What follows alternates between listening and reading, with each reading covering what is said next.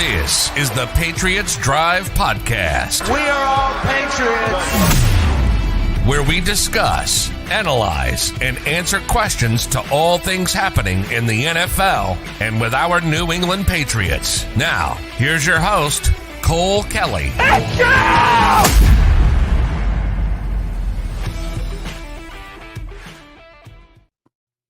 Welcome into another edition of the Patriots Drive Podcast. The Patriots take on the Green Bay Packers Sunday at 4:25 on the road in Lambeau Field. Mac Jones, this was a game that when we looked at the season at the first time, we said, oh, circle this one on the calendar. Mac going up to Lambeau Field, that's going to be a great experience for him and this team in general. Big question mark there at the quarterback position, as we'll get into shortly. But I'm here with my co-host, Jace Campbell. How's it going, Jace? Yeah, lots of interesting reports coming out of Foxborough this week with Mac Jones and, you know, if he's going to play, what the status is, if he's going to need surgery, is he going to go on IR? And then, you know, today the stat or the news that he was in the facility preparing. So we'll get into all that. But no, like you mentioned, fun game. You know, this is one of the best atmospheres in the NFL. You go up to Lambeau Field, so historic. It'll be fun, and you don't have to deal with the weather at this time of the year. It should be pretty nice.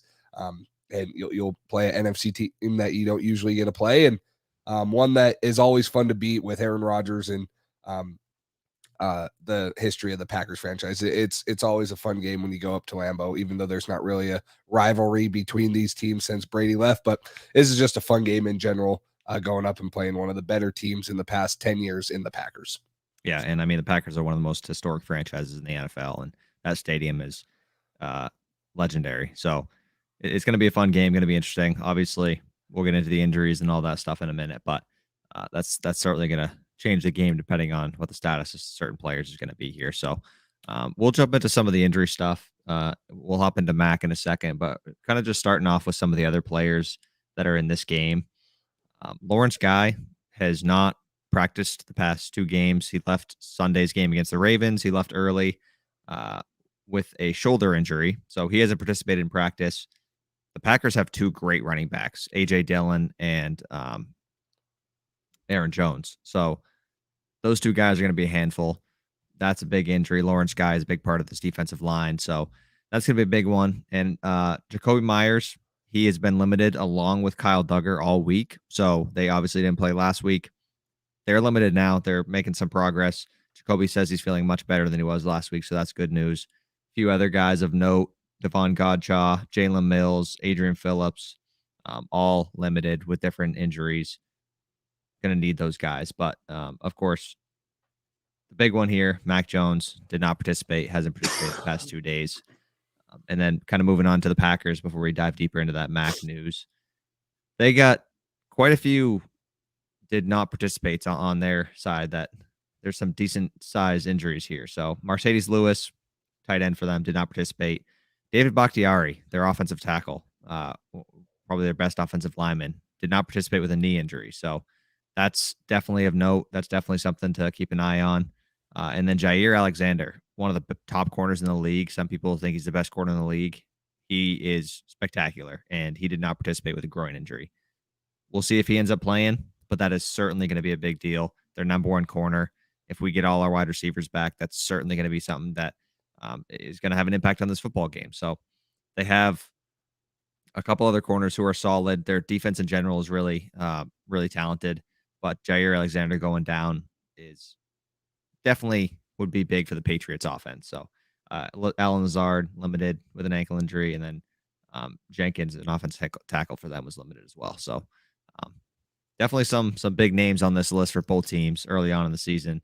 Hopefully, especially on our side, hopefully most of the guys are healthy and ready to go, but it's definitely up in the air. Yeah, and just going back to our side of the injury report, you know, Lawrence Guy, not a major contributor in a lot of aspects, but he's a good, solid role player, and we don't have a true elite defensive run-stopping tackle. Christian Barmore is a great pass-rushing defensive tackle, and Dietrich Wise has stepped up in a big way, but you don't have room to lose a guy like Lawrence Guy that can come in and play 30, 40 snaps a game and take a blow off of someone else, and then they both are contributing.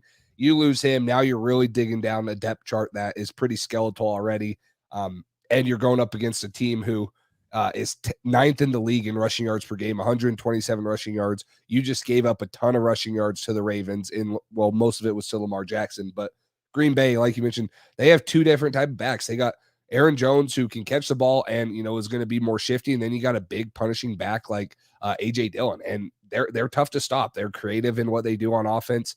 Aaron Rodgers can manipulate the secondary, and he's one of the most veteran quarterbacks in the league, where if you give him a light box, he's going to check to a run. If you give him a heavy box, he's going to be able to torch you in the pass game play action. So the Lawrence Guy injury doesn't seem like it's a massive one right off the bat, but for me, that's one that could very quietly hurt the Patriots, just because of what it does to the rest of the roster, the rest of the depth chart, and because if you get the run game going, you're probably going to get Aaron Rodgers going too. So if you can stop the run and you can be not having to put 7-8 guys in the box consistently to stop Aaron Rodgers or Aaron Jones or AJ Dillon, that's going to make it easier in coverage. You can play more zones and things like that. But if you have to throw all these bodies in the box, even though they have very young receivers in Christian Watson, Romeo Doubs, guys like that, who I still like their talent, but they're young and improving, they're going to hurt you. Aaron Rodgers is going to make them hurt you because of the way that he plays the game, and he elevates everyone. So that's a little scary one for me, having him not practice the last couple days. And obviously the Mac Jones injury is huge news, but I look at that Lawrence Guy one, and it gives me a little bit of doubt in the back of my head what this rushing defense is going to look like, especially after last week with him. It didn't hold up too well. Yeah, that's definitely going to be a big factor in this game. Kind of like you mentioned, the weapons for Green Bay aren't what they usually are with Devontae being gone.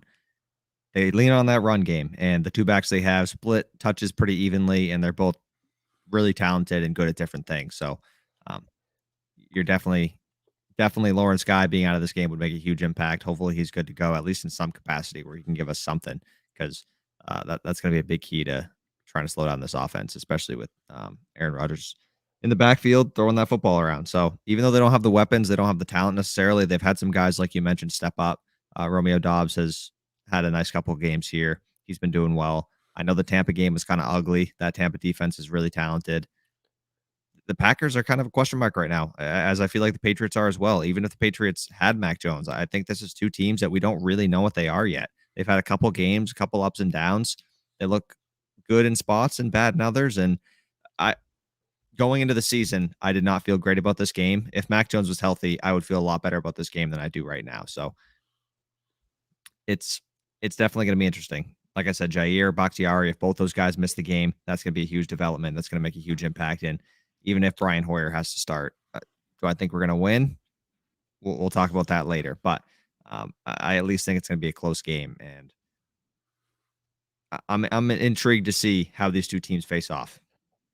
Yeah, and even with if Jair Alexander doesn't play for them, even with that injury, they still have two corners that are pretty dang good and have played like top 20 corners in the league right now. They have Rasul Douglas, who's more of a slot guy, played well. And then they have Eric Stokes, the second-year guy out of Georgia, who ran blazing fast at the combine. I believe it was like 4.29 or something last year.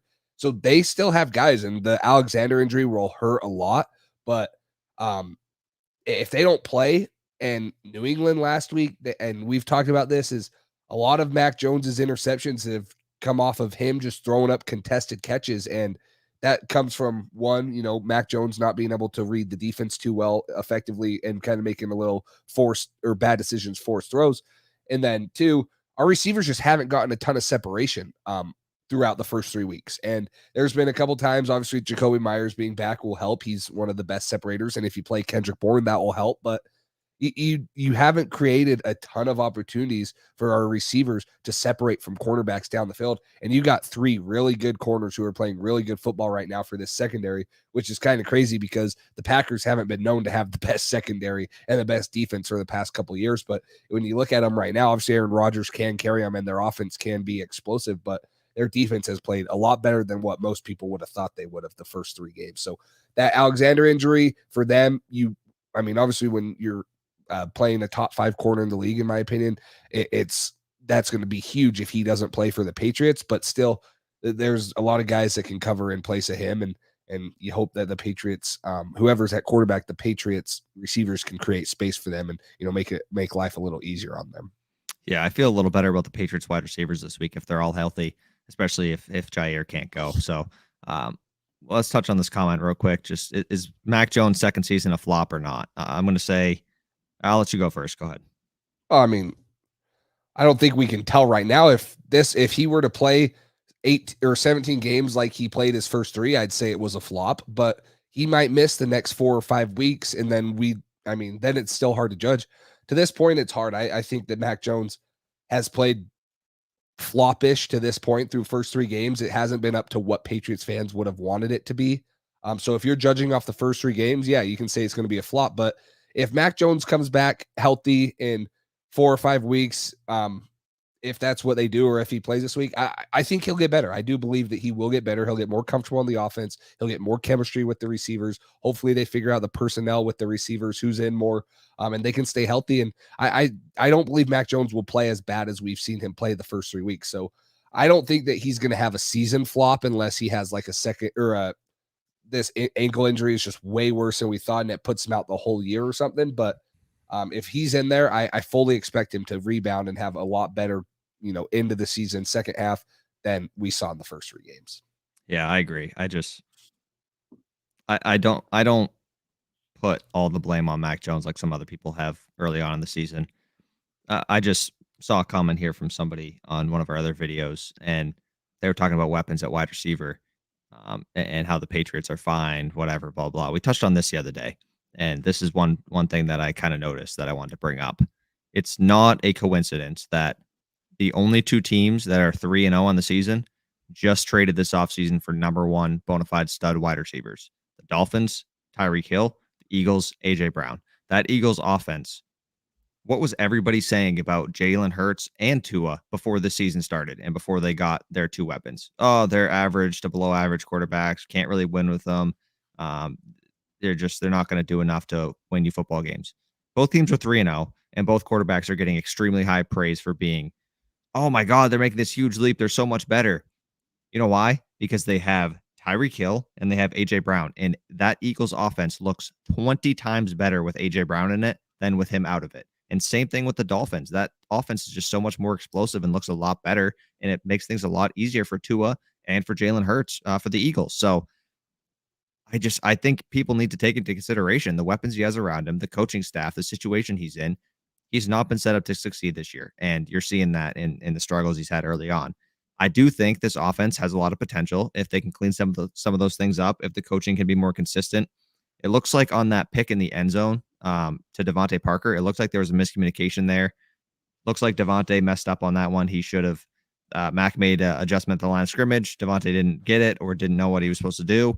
Mac threw it up where he was supposed to be, and he didn't go grab it. So I think if you dive deeper into a lot of the mistakes that have been made so far, I really wouldn't put it all on Mac Jones. Does he need to be better? Yes. He needs to kind of know that, okay, maybe if my receiver didn't see it, which you expect that he does. If you make an adjustment at the line, you're expecting your receivers to be paying attention and understand. But I don't put the same amount of blame on Mac Jones as some other people. I think he's going to be absolutely fine. It's 3 games in. Everybody's overreacting. If we see this for a whole year or the next 2 years and it's still not getting better and we have better situation around him and better coaching and all this stuff, then I'll start to be like, okay, maybe he's not the guy. Maybe we need to look for somebody else. But right now, I think Mac, if you put him in the good situation, you have better coaches around him who know what the hell they're doing.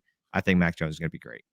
Yeah, if Mac was struggling through the first 3 weeks and he had the receiving core around him like the Dolphins have, even the Bills have, he had a true number 1 receiver around him, I'd be a little more worried than what I am. But Mac Jones is not holding this team back. Like, there is no way that Mac Jones is making this team be worse than who they'd be with another quarterback. And if he doesn't play, I think that we'll really see that. Although I believe that Hoyer is a veteran in this league and can make some good things happen, but he doesn't even have the potential as Mac does. He probably isn't even better than Mac right now, and he's been in the league forever and in the system. So he might not make a couple forceful throws like we've seen Mac do weeks 1 through 3, but I don't believe that Mac is the one holding this team back. Now, can he play better and help us win more games? 100%. No one's questioning that, but there's a lot more problems within the Patriots organization roster-wise, Coaching wise, there's a lot of issues with the Patriots right now, scheme wise, if you want to throw that in there. And it's not Mac Jones. If you're going to put, I mean, I don't even think 50% of the blame's on him because he's a quarterback. There's going to be a lot of blame on him. And it's the most important position in football. So I agree with what some people are saying, but he can't do it all himself. I mean, even when Tom Brady was Tom Brady, he had a Rob Gronkowski type of guy, and he had a great running attack and a great defense. And I think our defense is good this year, but we just saw last game, the Patriots offense was clicking on all cylinders before they started shooting themselves in the foot. And the Patriots could not stop Lamar Jackson. They could not stop Mark Andrews. They couldn't get a turnover when they needed to. So there's a lot of issues on this team. And I don't think it's like a horrible situation for the Patriots to be in. It's not like it's unfixable and that the Patriots are the worst team in the NFL, but this team's so far away from competing from a championship right now in multiple positions. Probably, a true offensive coordinator away, another weapon or two on offense, a true lockdown corner, which maybe one of the guys on the roster will develop to, a couple young pass rushers, linebackers. So there's a lot more issues than Mac Jones on this team. And if we're seeing Mac Jones, like you mentioned, in 2 years, and he has a better situation, maybe we bring in a better offensive coordinator and he still is just kind of like plateauing and he hasn't increased, then yeah, I mean, maybe it's time to talk about it. But this is Mac Jones's, he started 17 games last year plus one playoff game, and then he started 3 this year. This is his 21st playoff game. 21st game total. Yeah, not playoff. I wish it was his 21st playoff game, but this is his 21st game total. And we're talking about him like he's a veteran, some of the things that Patriots fans are saying about him. So, I mean, it's not panic time for me yet. Obviously, his injury will make it harder for Patriots fans to judge how he's going to end up this year. And that only time will tell with that. But if he comes back fully healthy and, he has the confidence and swagger that he's had, I don't think he's going to play as bad as he has the last 3 weeks. Yeah, I agree with you there. And Red Patriot, speaking of Kendrick Bourne, the reason he wasn't in the game again because of OC, Matt Patricia. Yeah, Patricia is literally the worst. We can't blame Mac. Yeah, I'm glad we're not the only ones that think this, because I don't know. I don't know what you expect. I really don't know what you expect from the kid when this is the situation around him. Like, could he be better? Like I said, yes, he could be better, but at the same time, he's just not being put in a good situation to succeed. So let's hop into Mac and the injury updates that we have on him so far. According to Mike Giardi, Mac has been in the facility, and let me pull the tweet up.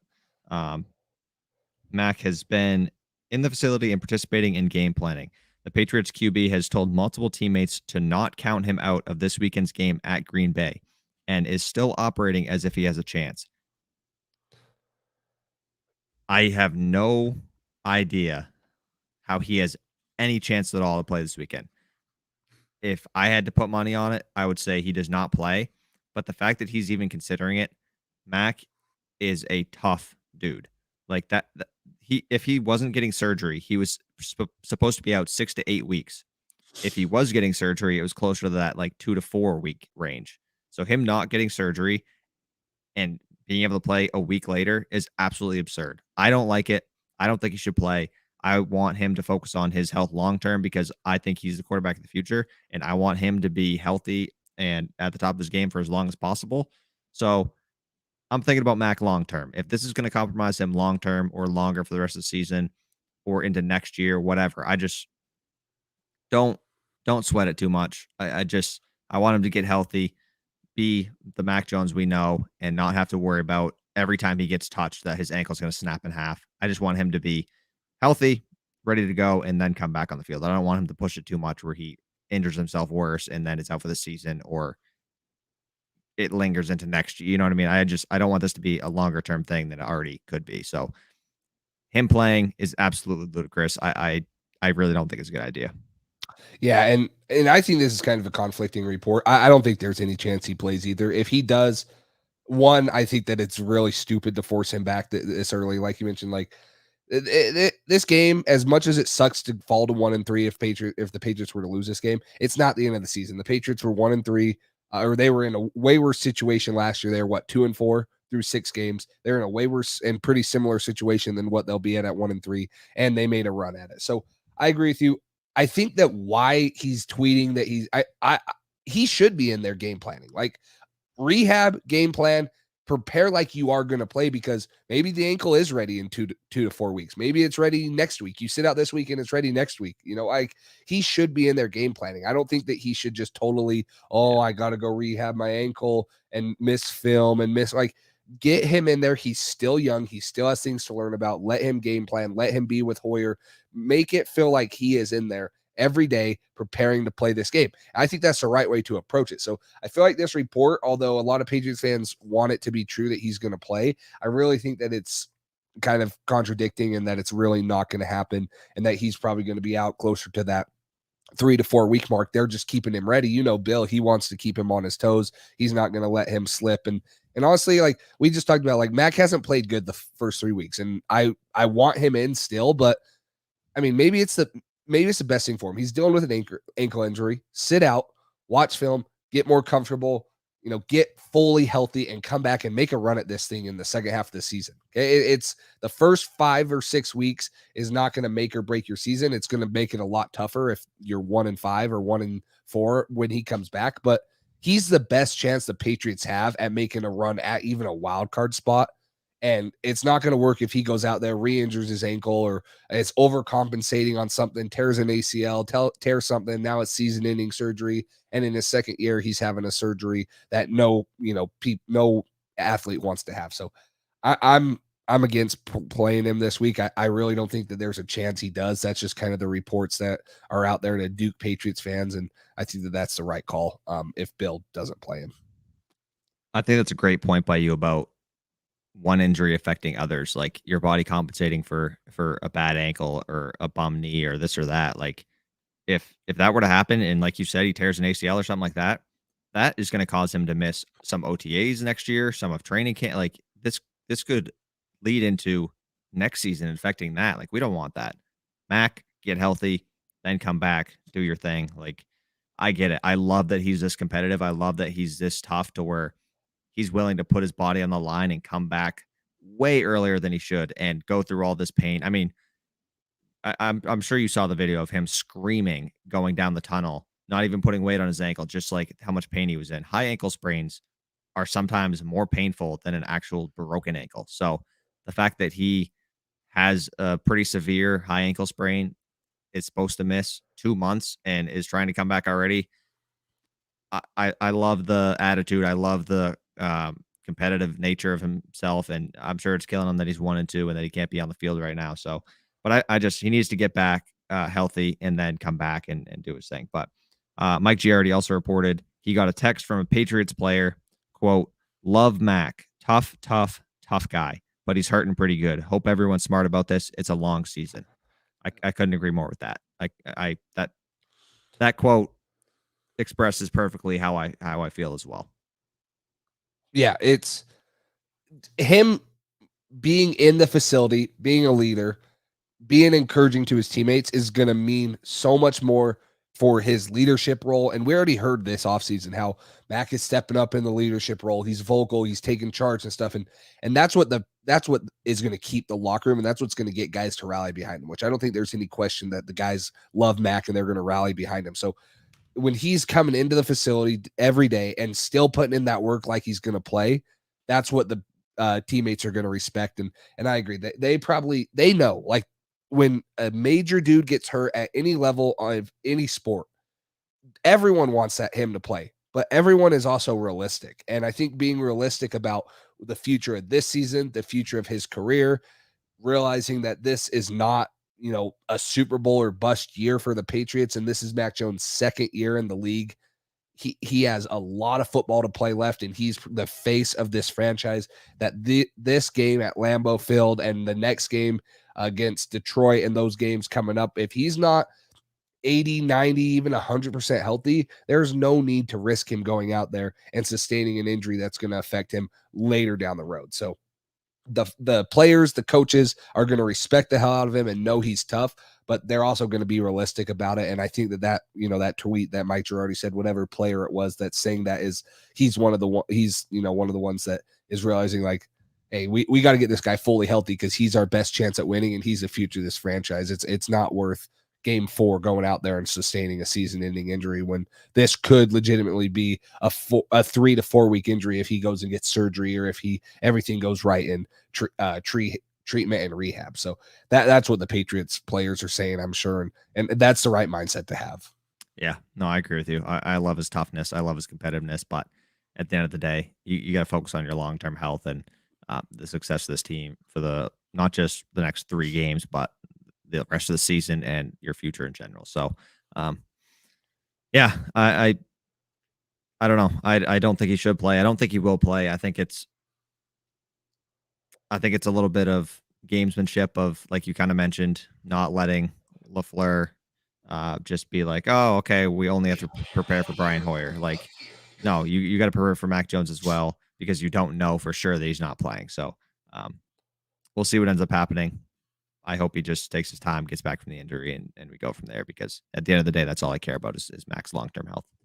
Yeah, and I think it's fair to talk about, I mean, if Mac doesn't go, we're 99% positive that we're going to see Brian Hoyer. That's what was reported, and I don't give anything 100% possibility with Bill Belichick, because that dude does some weird stuff, and he's always pulling shit out of his sleeve and stuff. So it's likely that we see Brian Hoyer, and I think a lot of Patriots fans they're either, I feel like there's no middle ground with Brian Hoyer. Patriots fans are either really confident in Brian Hoyer or they're really down on him because of the Chiefs game the last time he started for the Patriots.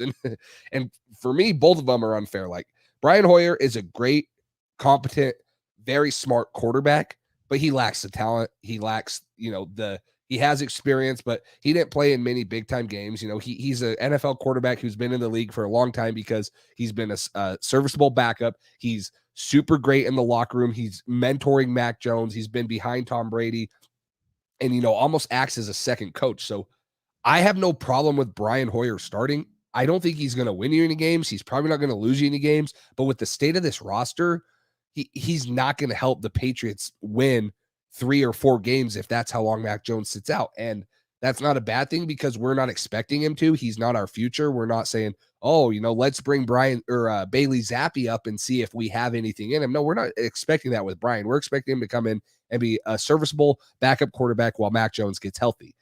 It just sucks that our team is probably not going to help him, win many football games. And so that's where I'm at the middle ground with Brian Hoyer's. I don't think that he's going to win any games. He's probably not going to lose you many games either. And that's a problem in this day and age in the NFL, especially when you got the roster the Patriots have. And so I'm excited to see what he can do. I hope he comes out and plays great and he wins us some games while Mac is out. And, it makes it that much easier to make a playoff push when Mac gets in. But I don't know, the games that we have coming up that we thought were going to be easy games for the Patriots, that they could possibly win. They have Detroit coming up after this game, at home. And then after Detroit, they have Cleveland, at Cleveland without Deshaun Watson, and then Chicago. And so they could very easily win 2 of those games. I could see them losing 2 of those games. I could see them winning or losing all 3 of them, just because the Lions are a lot better than teams thought they would. They're going to be tough. They're going to play the game the right way. They're going to be nasty and physical. The Browns have, they have a great rushing attack. If you can't stop Nick Chubb, you probably won't be able to get the ball much in Brian Hoyer's hands, and you won't be able to have the ball in your possession for very long, because they can chew clock with that offense. And then Justin Fields, although the Bears may have one of the worst rosters in the league, and I don't expect the Patriots to lose to them, even with Brian Hoyer, all it takes is one game for him to go off. And the Patriots always seem to choke up a dumb game in the season, and that's Monday Night Football. I don't know. The Patriots just always, slip up on one stupid game, and our luck, it would be against one where we probably need to win. So I'm not saying that I'm predicting them to lose against any of those teams. I'm just saying all of a sudden with Brian Hoyer starting, depending on how long he starts, it's going to be real interesting to see some of these games that we thought would be wins preseason. And now Mac's out and injuries and stuff, and the way the team's playing. Now it's a lot tougher to predict what's going to happen and where the Patriots will be when Mac Jones gets back. It's so odd. I'm so back and forth on Brian Hoyer. Like, I'm confident that he knows how to execute a system and do what he needs to do. But then at the same time, I remind myself, oh my God, when he filled in for Cam Newton against the Chiefs, he was awful. And to the point where they had to put Stidham in late in the game. Like, he was making mental errors we could have got a field goal at the end of the half, and he took a sack and tried to call a timeout, but we had no timeout. It's just he was a mess. He was all over the place. He was horrible. He's also like 0-11 in his last 11 starts. So I'm not super confident in it, but I'm also confident that he knows the system really well. The coaching is going to lead him to the right place. But then at the same time, our coaching offensively sucks. So I'm all over the place. I don't know how to feel about Hoyer starting. At the end of the day, there's not much else we can do about it. I want Mac to be healthy. And if we got to deal with Hoyer, it is what it is. Like at this point, there's nothing else we can do. So we'll see what happens. Hopefully he's better than he was against the Chiefs because I wanted to rip my eyeballs out, and I really don't want to have to do that for the next month or however long Mac ends up actually being out. So we'll see. But I need to pull this up because these Bengals jerseys with the white helmets are absolutely ridiculously awesome. Like these are so sick. The alternate helmets and jerseys and all that stuff needs to happen more often. These are awesome. I am very excited to watch this game tonight with I think the Dolphins are wearing their all aquas, and then the Bengals are wearing their all white and black. So it's gonna be a fun one. Those jerseys are sick. And then we'll get sooner rather than later. We'll get the Patriots in the reds and the white next week at home against the Lions. So I will say I will be upset if one of the only 2 games that we get to have the Reds if Mac's not in it. If Mac is out, if we got to watch Brian Hoyer in the Reds, it's gonna feel like we're back in the 1980s or whatever. So, all right, but let's get into our game picks and stuff. I know the game's starting in a little bit, so we'll get you guys our picks and get out of here. But starting off, this is a big line. This has moved all over the place, but Patriots at Packers. The Packers are favored by 9 points at home. What do you got for this one? Yeah, that's a big spread for me. And the Packers have not been super impressive this year. The one game they were really impressive was against the Bears. And I know I just talked about the Bears having one of the worst rosters in the NFL. And so I don't know. I feel like with the lack of experience and the lack of talent at the wide receiver right now, not potential, but talent, this is a big line. And I know that the Patriots will probably not have a lot of success putting up points, but the Packers haven't lit up the scoreboard necessarily in any of their games either. So I'm going to say that the Patriots cover this, but I'm not predicting a Patriots victory. This just seems like a pretty big line for 2 teams that offenses have deficiencies as of right now. And I think both defenses are pretty good. I mean, we mentioned when Jair Alexander's playing, he's a top 5 corner in the league, and we'll know more about his status, but we expect Kyle Duggar to be back. We expect the Patriots defense to be improved than what they were last week. You're not dealing with a quarterback the caliber of Lamar Jackson, and you're not dealing with a Devontae Adams type of guy on the outside that you have to deal with. So I think the Patriots are going to cover this spread, but I'm not picking a victory for them. Yeah, my concern is if they get down early and Lawrence Guy's not in the game and the Packers can use their 2-headed monster in the backfield to run the clock down, drive the ball down the field, and still score. That's my concern. So I think it's going to be a 7 to 10 point game. I think it's a pretty big spread, but it's also Brian Hoyer at quarterback. There's so many unknowns. I'm going to take the Patriots to cover, but the Packers to win. I'm going to say it's going to be a 7-point game. Packers win, and hopefully defense holds up, keeps it close enough to where maybe we have a shot and Hoyer can lead us on a game-winning drive. So we'll see what happens in that one. But it's going to be a tough game. I mean, we know what this is going to look like. It's going to be ugly. If we're going to have a chance, Brian Hoyer is going to have to just be a facilitator, not make any mistakes. We can't turn the ball over. Turnover battle is going to be a key to the game like every single week. And then stopping that 2-headed monster in the backfield is going to be really tough. And if we can do that, put all the pressure on the wide receivers for the Packers. I know having the ball in Aaron Rodgers' hands is not always ideal. That's kind of scary. But at the end of the day, Jonathan Jones is playing absolutely out of his mind. So if he can lock up one of their receivers and Jalen Mills can step up a little bit, he's struggled so far. But if he can play well and we can get some of these other young guys, Jack Jones, maybe Marcus Jones, Miles Bryant, we'll see what he does. But if we can get some of these other guys to have a good game, lock up these receivers, and our front 7 does their job against the running backs, I think we could stay in the game and have a puncher's shot. So we'll see what ends up happening in that one. Yeah, the other thing I worry about is you're going up against a pretty decent running defense in the Packers. Yeah, Devondre Campbell's pretty good. They have Smith on the outside. We talked about him a lot this offseason. Yeah, right. Kenny Clark. And we mentioned the good corners that they have. So I do worry. They only gave up 34 rushing yards to Tampa Bay last week, who has a very good offensive line, Leonard Fournette. And it might not be the best rushing attack in the league, but it's a competent one. And to hold them to 34 points is impressive. And I think a lot of that's because the Bucs were missing a ton of receivers, so they weren't too scared about their receivers on the outside. But they have a good enough running attack or running defense to make the Patriots offense, who looked good last week, but maybe hasn't ran it as effectively as last year, and what the Patriots would have liked to have been running it with Ramondre Stevenson and Damian Harris. So that worries me a lot too, is if this running game doesn't get going and you're just relying on Brian Hoyer to drop back and pass it 45, 40, 50 times a game or 50 times this game, and you're expecting him to beat Eric Stokes, Rasul Douglas, and Jair Alexander. That's a lot to ask any quarterback to do, and I definitely don't think Brian Hoyer can do it. So the key to this game, kind of like Lucas says right here, like the defense is going to be huge, keeping us within striking distance because anything can happen. The Patriots in that first half of that Chiefs game, they were in it. They could have taken the lead. They had a ton of opportunities to be in a lot better situation than what it was. And Brian Hoyer made some really bad mistakes, taking a sack down in the red zone. You don't get a field goal, things like that. And so I think that they can keep you in the game. And if the rushing attack gets going, anything can happen. But if you're relying on him to drop back 50 times this game, not going to be pretty. Yeah, I don't.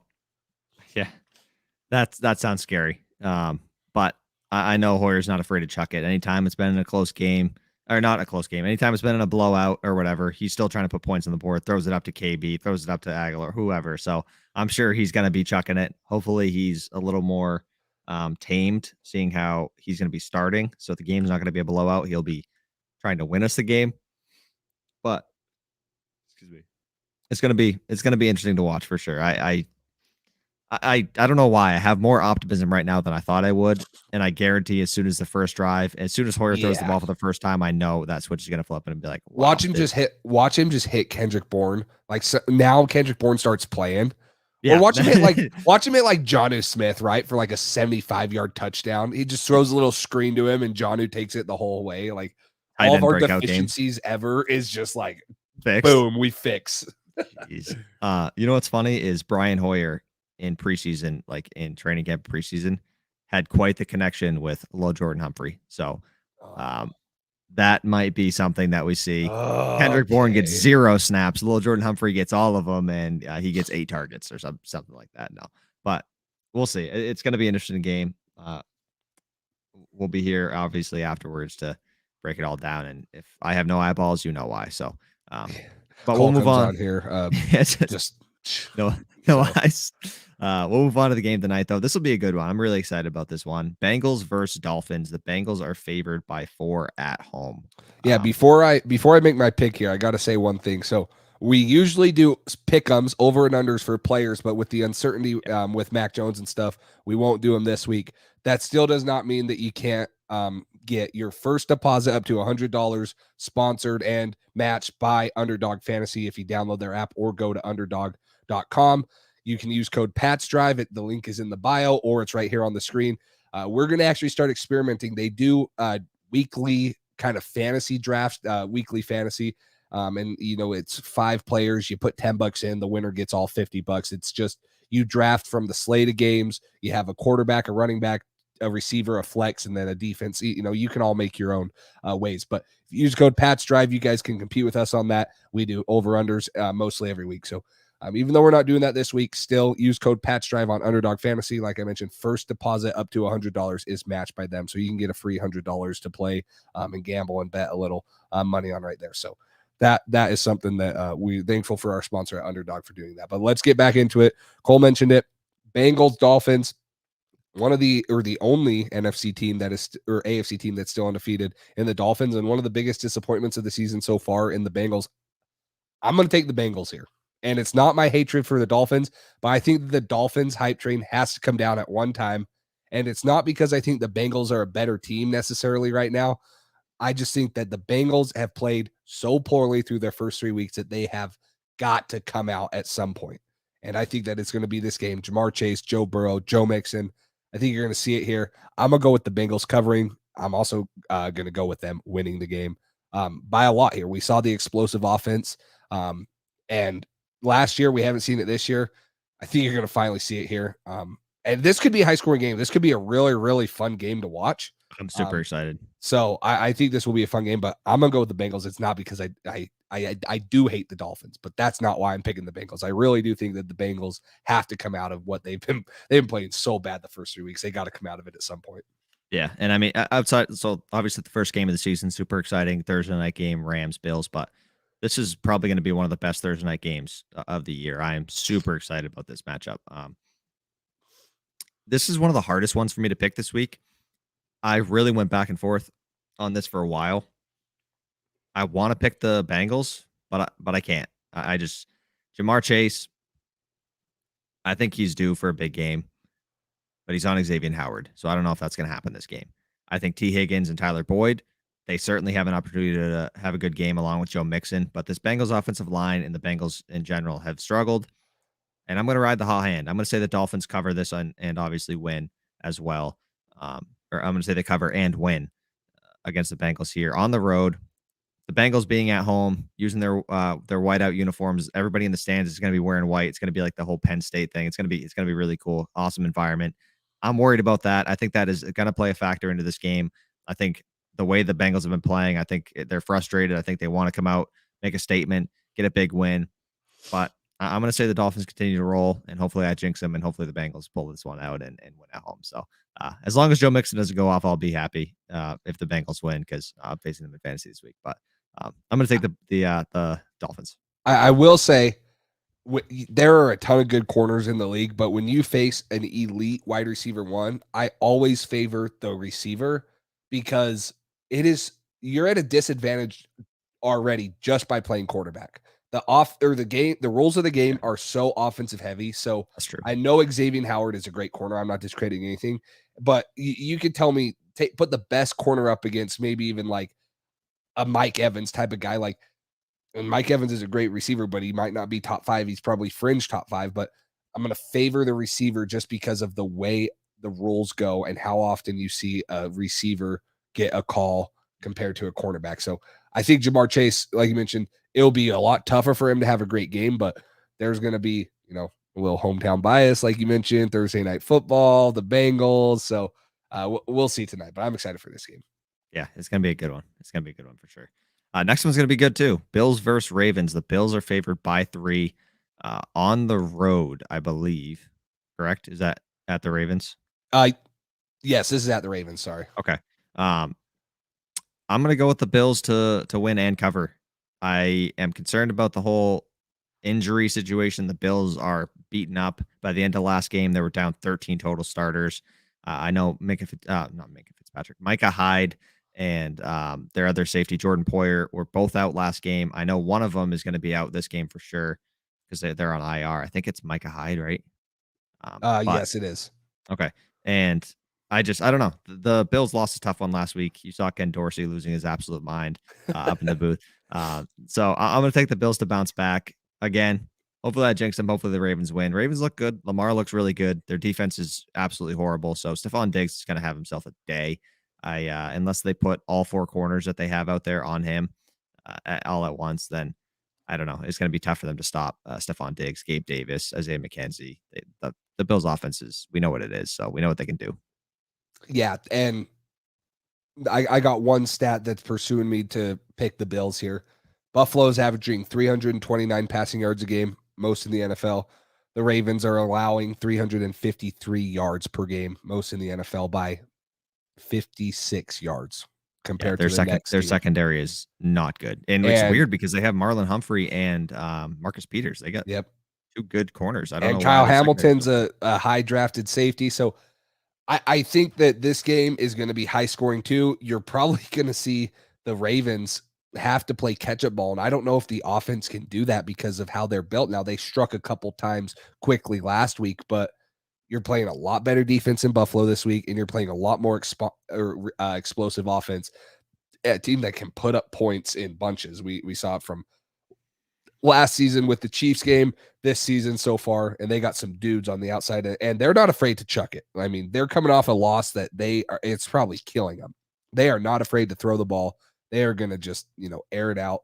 And I hate to say it, but I think that the Bills, probably win this one pretty handily, and it just, for Patriots fans, we're that much farther behind the Bills.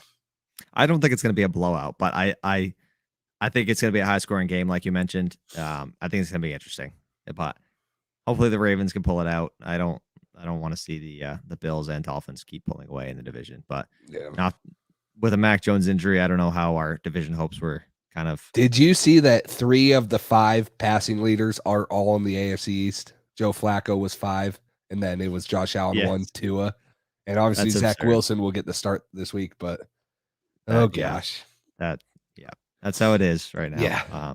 Moving on to the next one, another good game, division matchup against 2 dog shit teams right now. The Raiders and the Broncos face off.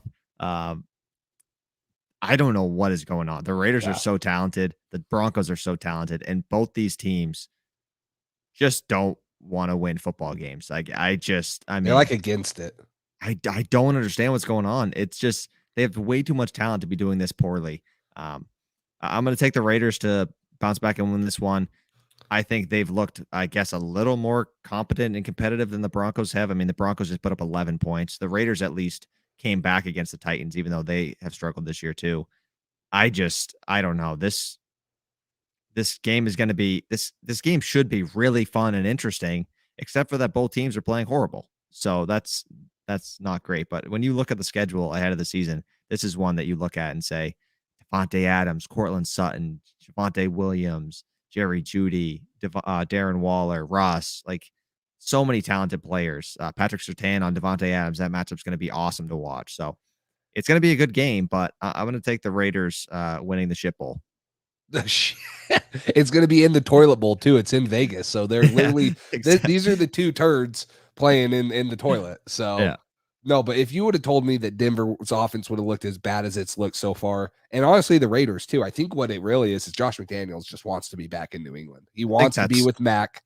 He misses Mac after the joint practices. He's like, I miss Mac so much. I'm coming back. So, yeah, you went with the Raiders. I'm going to flip it. I'm going to go with the Broncos. I think that the Broncos, Russell Wilson, him and Nathaniel Hackett, I mean, Nathaniel Hackett is a good offensive mind. He has a lot on his plate as a head coach, and, he's been questionable through the first 3 weeks. But I think that what I favor here is the Broncos defense is better than the Raiders. And if the Broncos offense can get going, I take the Broncos here. That's what I'm saying here. They got to start getting out of a slump, or they're going to get behind in an AFC West that is very, very good. So I'm gonna go with the Broncos winning this game, which will put them at covering it.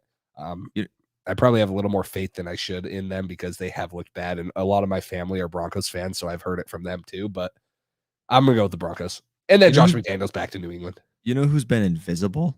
Chandler Jones. Yes, I don't know what's going on there, but he has been invisible. McDaniels, like you said, he will be back in New England probably by next week. There we go. Did you hear that the Raiders owner, was it Mark Davis? Yeah. The Raiders owner had a long closed door conversation with him already in week 3. I feel like their backs are up against the wall. If they don't win this week, their season's over. So I feel like they got to 0-3 teams have like a 3% chance of making the playoffs in the last however many years, like a big portion of the year. So they're already fighting an uphill battle, and now you're 0-4. Yeah, 0-4. And the thing is like the Raiders are not like people were putting them in the Super Bowl contention. People had high hopes for them.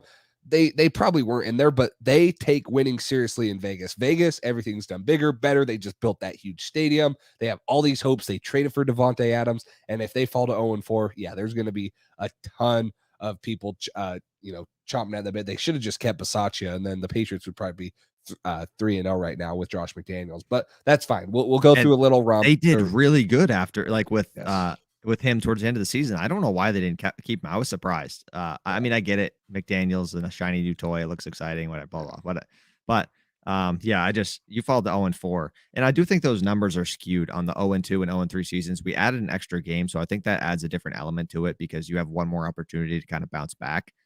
But at the end of the day, their backs are up against the wall. I think the Raiders pulled this one off, but I don't think it's necessarily going to be the prettiest. Yeah. 2 more games to go. So, the Chiefs at BUCS. BUCS at home. I got the Chiefs covering and winning as well, obviously. So I don't know. BUCS, there's some questions with the injury situation. Chris Godwin. I know Mike Evans is going to be back from the suspension. He was already dealing with an injury too, though.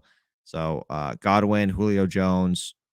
the BUCS looked awful last week. Their O-line is beat up. Fournette is good, but with the bad O-line and when they had no weapons, it was kind of tough. So we'll see what the Chiefs can do to stop Mike Evans and Fournette. And if they can do that, the game's basically going to be done. So Chiefs are going to look to bounce back from a bad week as well.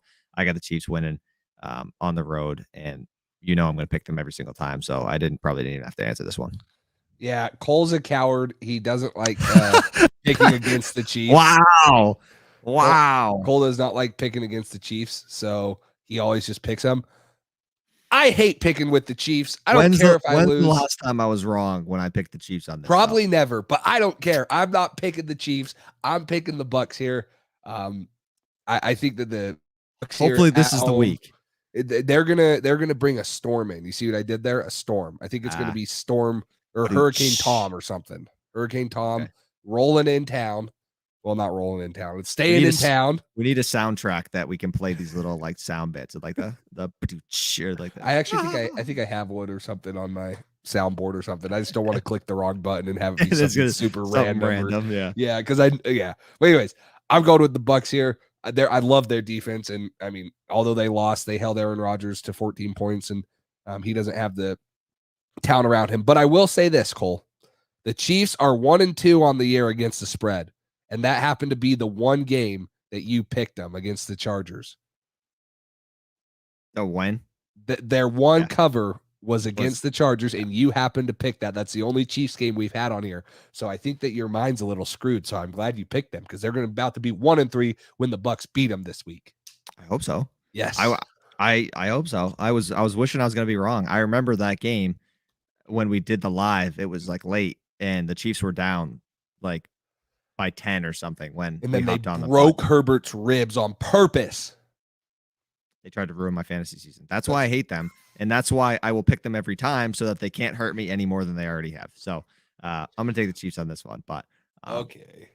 Then I had to trade away Mike Williams. It's a whole thing. So last one, Monday Night Football game, and then we'll get out of here, let you guys watch the game, and we'll go do the same. So Rams at 49ers. Niners and Jimmy G look absolutely horrendous. The Rams haven't looked like the powerhouse we thought they'd be. I'm going to take the Rams, though, covering on the road against the Niners. I just think they have more talent, and Jimmy G has not been good. So we'll see how it goes. But I'm going to take the Rams. Yeah, I like the Rams here, too. I'm a little surprised that they're not favored in this game. It's a road thing, but still, I would assume they'd be favored against the Niners. The Niners have been horrible, so maybe Vegas knows something we don't. Vegas always seems to know something that people don't, but I disagree with them on this one. So this will be a fun game too. Two conference teams that are, tough. And I as much as I want to see Jimmy Garoppolo succeed, I just don't think he's it. I really don't. And you're dealing with Aaron Donald, Jalen Ramsey at any time, Bobby Wagner. We talked about this last week when I picked the Rams. They are a very, very good defense that at any time can play well. They've kind of been like the Bengals. Maybe they're having a Super Bowl hangover. They're in a little better situation so far than Cincinnati is, but they're going to get clicking. Cooper Kupp is that guy. I don't know if the Niners have I don't know if anyone has a guy that can guard Cooper Kupp, honestly. Like he consistently gets his, and Stafford will probably throw a couple picks here, but Jimmy Garoppolo won't capitalize on it. This is you're pretty much picking the winner on this game. And I don't see the Rams losing this game. So yeah, I'm going to agree with you.